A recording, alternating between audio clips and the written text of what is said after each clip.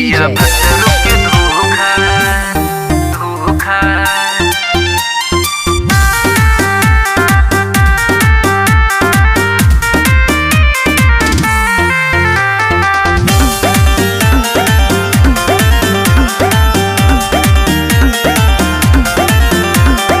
यार के बतावेले सोखा दे दिया भक्तों के धोखा धोखा।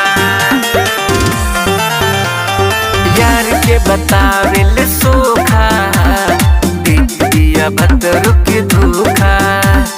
कई के बीमारी के बहाना पावर दिया ओइसन मौका। यार के बतावेले सोखा दे दिया भक्तों के धोखा। यार के बतावेले सोखा दे दिया भक्तों के धोखा। यार के बतावेले सोखा।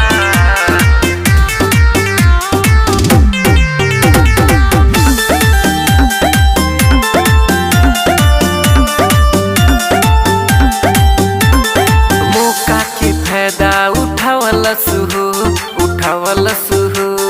हमरो भरोसा मिटावलस हो मिटावलस हो मिटावलस हो।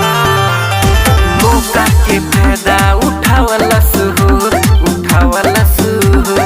हमरो भरोसा मिटावलस हो मिटावलस हो। हमके बनाई के बोका ओके खियावेल चोखा। यार के बतावेले सोखा दे दिया भक्तों के धोखा। यार के बतावेले सोखा दे दिया भक्तों के धोखा। दे दिया भक्तों के धोखा।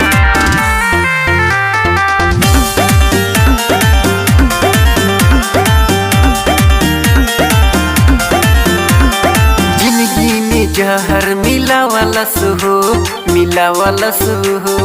राव विकास के बोलावलस हो बोलावलस हो बोलावलस हो। जिंदगी में जहर मिलावलस हो राव विकास के बोलावलस हो बोलावलस हो।